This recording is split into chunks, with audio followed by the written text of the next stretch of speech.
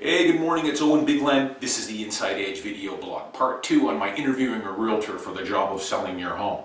Last week I focused in on the marketing strategy, what type of marketing strategy that realtor is going to employ to get exposure to your home. And it was mostly focused on passive marketing, or what I call the marketing machine.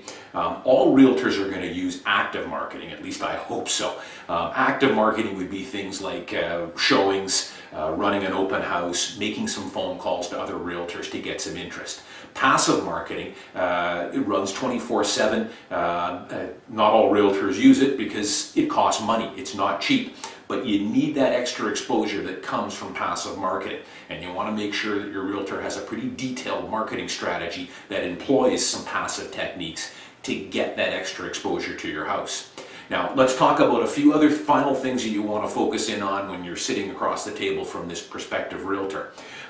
Ask the realtor point blank, what have they sold either in this complex, in this neighborhood, in this condo building? What are some of their recent sales? Or if they haven't sold anything specifically in that complex, what have they sold that's comparable to your unit or your townhouse in the area?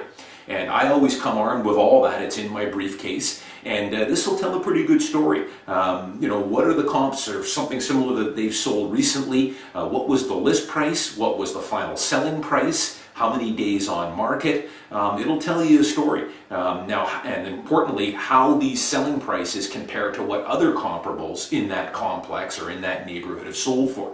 In other words, is this unit that this realtor just sold below what some of the other comparables have sold at recently, or is it above? If it's above, you're onto something. It tells you that this realtor's probably got a pretty good marketing strategy in place. He's getting a lot of exposure. Probably he'll tell you a little bit about their negotiating skills as well. So it's important to see what they've sold recently and how it compares to other comps in the area as far as price goes. Final thing is, when you're hiring a realtor, you're really hiring a consultant.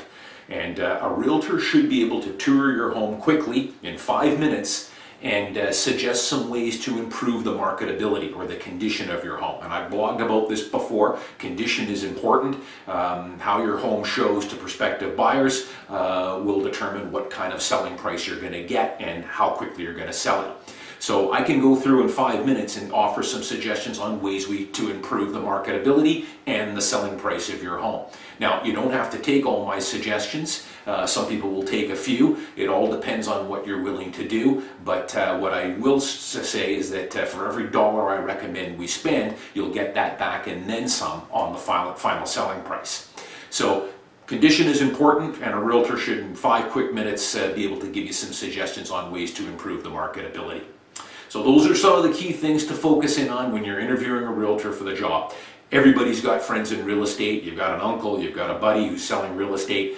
But I think when it comes time to sell the most valuable asset you've got, you should do your due diligence and interview at least 2 or 3 realtors for the job. Make sure they're a local expert. Make sure they've got a marketing strategy and a pricing strategy in place.